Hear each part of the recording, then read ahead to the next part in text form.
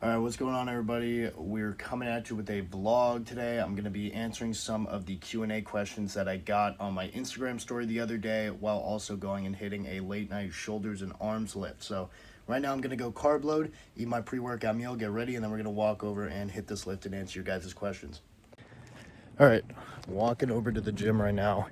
I'd normally be driving, but we just had a huge snowstorm, and my car is blocked in a little bit, so I'm gonna wait until all the snow is cleared out before I get my car. So I'm just walking over now. We'll be there in about 3-5 minutes. Get started. First set, warming up the shoulders, a little side raise here, pretty heavy.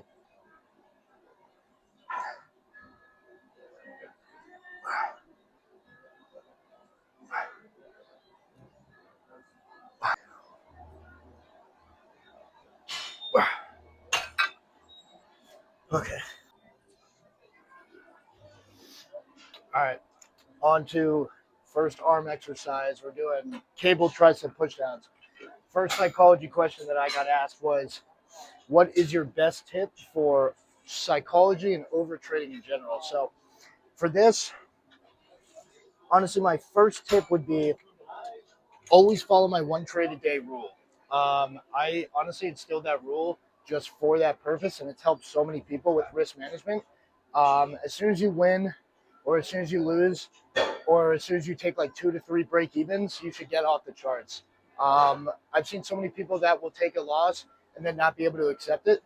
So abiding by that one trade a day, win or lose, is always going to help you in the long run in terms of overtrading. So always do that. And then the way that I think about it is a lot of overtrading in psychology comes from fear and greed. So I would mostly say think about if you were to take a loss, where your accounts would be at before the day starts. And also think about if you'll even remember that loss in a few days. I took a loss probably like a week and a half ago, and I have no idea what it is. I can't tell you what the setup is. I can't tell you when it happened because each day is independent. There's going to be a new setup. There's going to be something new to look for. So ruining your future outcome because of just one thing that is very, very minimal in terms of its impact in the long run is just fucking selfish and stupid. So please take your one trade a day, follow that rule, and honestly, the most important thing is just staying true to your fucking system because it's going to work out in the long run. One day does not determine the efficiency of any sort of system, any sort of probability at all in trading. So you cannot try to base your account off one big win or one big loss. All right, let's hit these fucking pushdowns.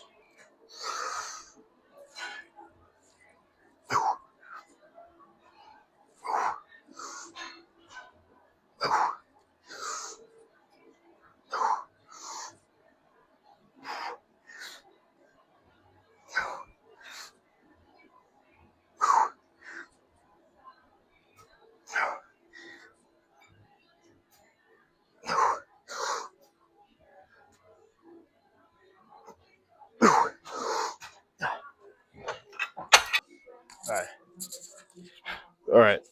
First shoulder exercise. Um, just dumbbell shoulder press. Before we get into it, I got a question.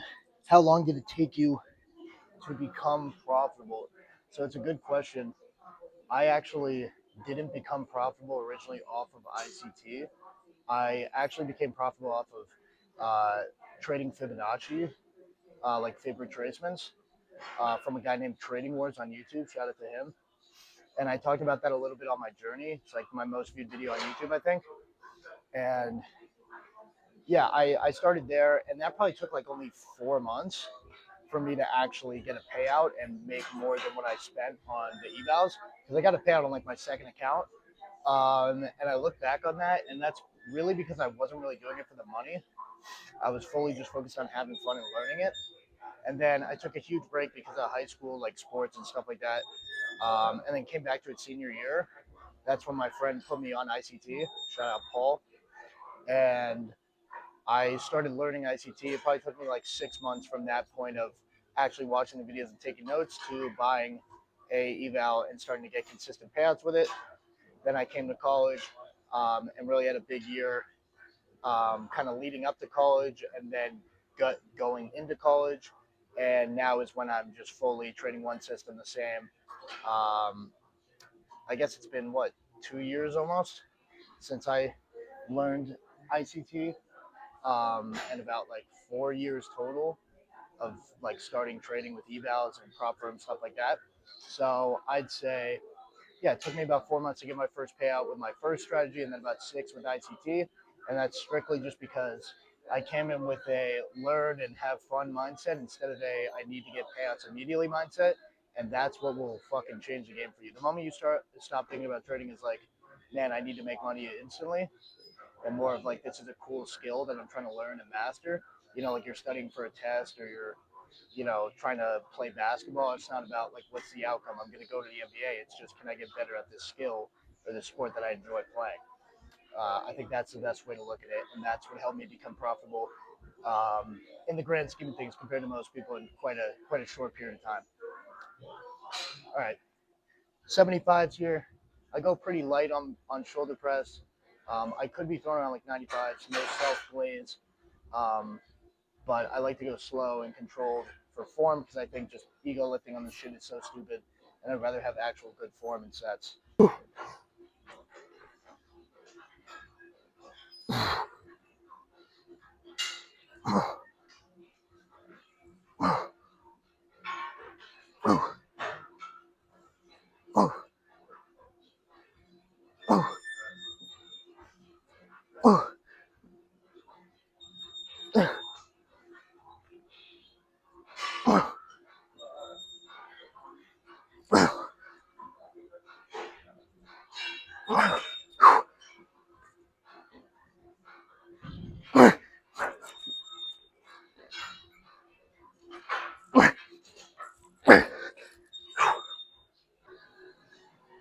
Okay, this next question is how to scale from 0 to 10K in payouts.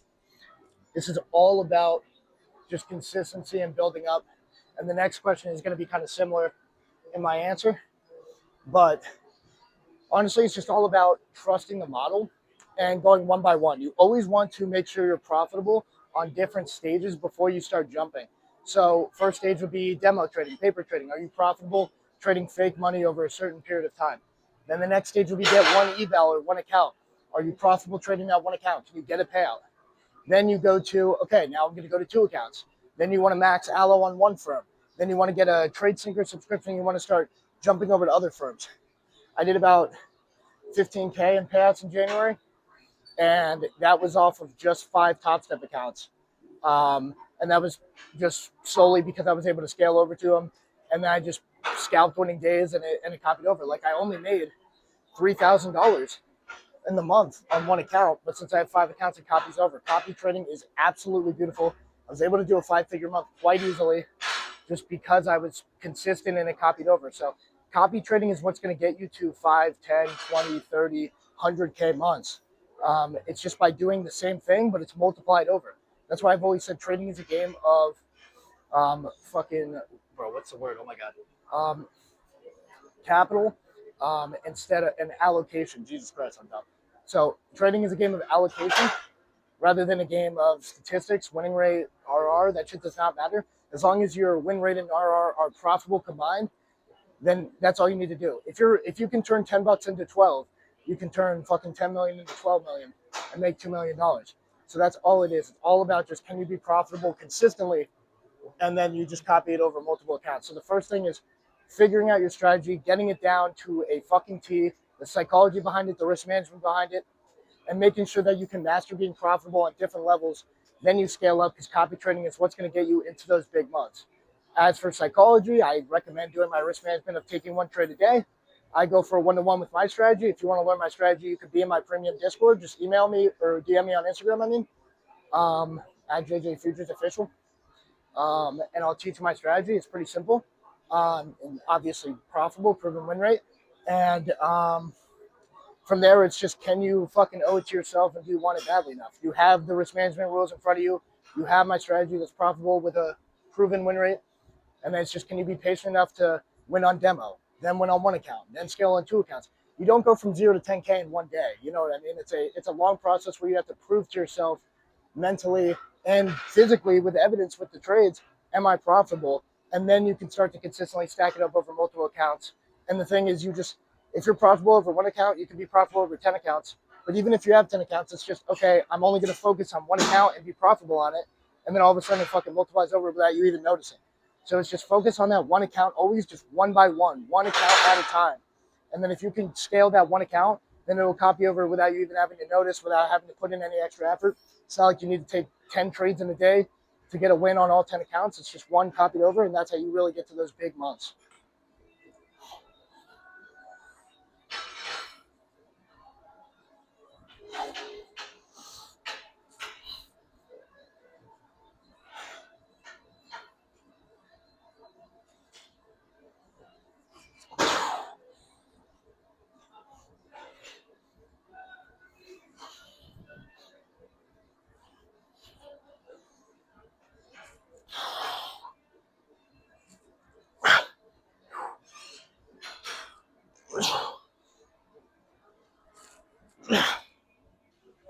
Okay. Whew. That low-key gassed me the fuck out. So next question is about can you reach six figures in payouts? And it was either 6 months or a year with the right strategy. And I mean, obviously, the cliche answer is anything is possible. But what I would say is it's really not a goal that should be in mind. It was kind of touching on what I said in the last question. Um, when you start thinking of everything in a time, like, can I do this by this time, or can I, you know, achieve this much money? You know, when you start putting actual numerical values on it, then you're sort of subconsciously putting pressure on yourself that just doesn't need to be there. I think it's kind of similar to when you tell someone about a goal. Like, for example, let's say you're talking to one of your friends and you're like, yeah, dude, I'm going to go and make a shit ton of money this year. I'm going to go and get this job this year. By telling them that, you're sort of already confirming or giving your brain the feeling that you've already accomplished it. And that sort of like false dopamine is what's going to fuck you up when it actually comes time to the process of getting that shit done. So for me, I think, yeah, it's possible with the right strategy, with the right mentor, with the right guidance. But that is something that kind of will take care of itself rather than thinking about it from a, can I achieve this in 6 months? Can I get this much money then? Think more of, can I master my psychology? Can I figure out risk management? Can I consistently execute a system? You know, just, you know, as soon as I can, or as soon as the world may, you know, feel like it's time for me to. And can I master myself? And that is what will get you to that point in the absolute shortest amount of time. If I go back in time and thinking about how many fucking mistakes I made that kept on pushing me back, and how it could have saved me so much time, like, I could have been profitable in a month if I knew what I fucking know now. But it's those mistakes and those pushbacks and steps down that kind of helped me to figure out what it is I needed to figure out, realize that I need to change my habits, my strategy, my technicals, my psychological shit, everything. And that's why I kind of make these videos to sort of help you guys with that so that you're not wasting your fucking time like I was.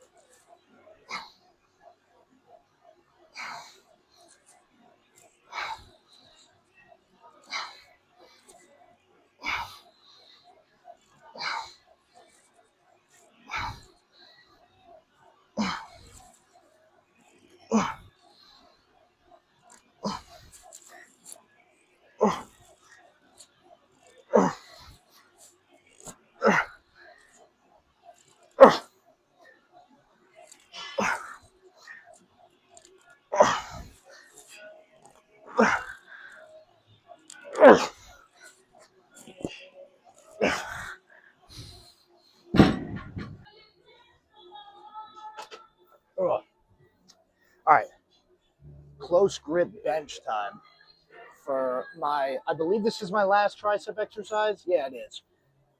So my next question was, I can only trade at 4:30, and I can't seem to wake up. That was a genuine question that I got. I'm not a fucking sleep therapist, so I don't know what you want me to do for you. But I mean, my main thing would be if you can only trade at 4:30, what the fuck you got going on in your day? That's an interesting day. Um, and that's honestly just not optimal at all. 4:30 is such a shit time. You're not even trading in a kill zone at that point. And also, um, if you can't wake up in time, then you just don't want it badly enough. But if that is truly the only time that you can trade, then day trading just isn't for you. You can look into ICT concepts for higher time frame swing trades. Um, you can find prop firms that allow swing trading. You could get into options trading. There's so many different types of trading where you could just set and forget over multiple hours, days, even weeks. My trading is just not like that. I'm on at the same time every day that I'm available, and I take the same setup every single time. But there's some people that just don't have access to that, and that's all right. So it's always just do what is accessible for you and what will give you the best chance to succeed. And in my opinion, waking up at 4:30 and trading a non-kill zone time just to get fucking cooked is just not the best chance of succeeding. So I'm start looking into swing trading. Swing trading is fucking beautiful, bro. I love swing trading, and I've swung trade in the past, and I do it every now and then on my personal account, on my live account, and it's. I mean, if you're profitable with it, you could be really fucking profitable with it. You know what I mean? Yeah. That girl is fucking hammering pull-ups. What the fuck? Hell yeah. But you know that's how it is. All right, close grip bench. I don't flat bench. That shit sucks. So this is just strictly tricep formation. I'm gonna go for about 8 to 12 here, slow, no leg drive, and yeah.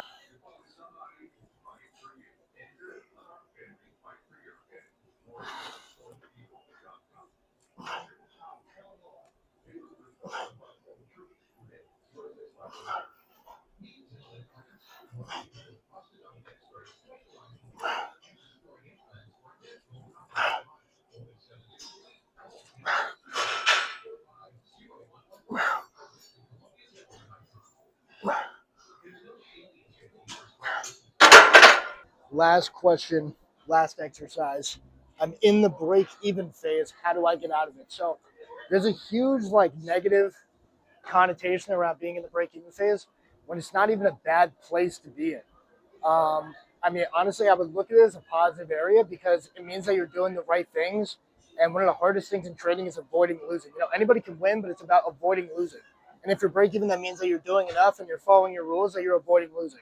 So what I think you need to do is go back in your back test, look in your logs and say, okay, is my system profitable and am I executing it correctly? And then some advice that I would give is just stick with it, continue to follow your rules. There will be times where conditions are poor, and there will be times where conditions are great. And that's when I say survive in bad, thrive in good. Those good conditions will come where you'll go on a win streak, and then you'll start to really blow up your account in a good way. You know, start to really build a huge buffer. What I will say is with the trading and with the technicals, you should try to adapt the idea of understanding what type of trades you're going to take, meaning coming into the market before it opens and saying, okay, I'm only going to take a trade if this happens, or if we sweep this liquidity, if we go off this area, if we get this reaction, if we open up this gap, and then sticking to that, because that will remove a lot of the losses that are keeping you break even, aka, you know, trading in a range, forcing trades that aren't there, rushing into shit, over trading, FOMO, shit like that. You are only going to take trades that you pre-planned or pre-predicted, and that way that'll just eliminate a lot of the losses that you're taking and keep you more green overall because you're taking more consistent setups that are actually true to the system that you're trading. So that would be my advice to get out of the break-even stage. Stick with it. Keep following your rules. Continue to have good risk management. It's a good place to be in because it means you're very, very close and you're one step away. Now just start to adapt to only taking solid trades that are part of your model and not getting caught up in chop or FOMO, any of that bullshit.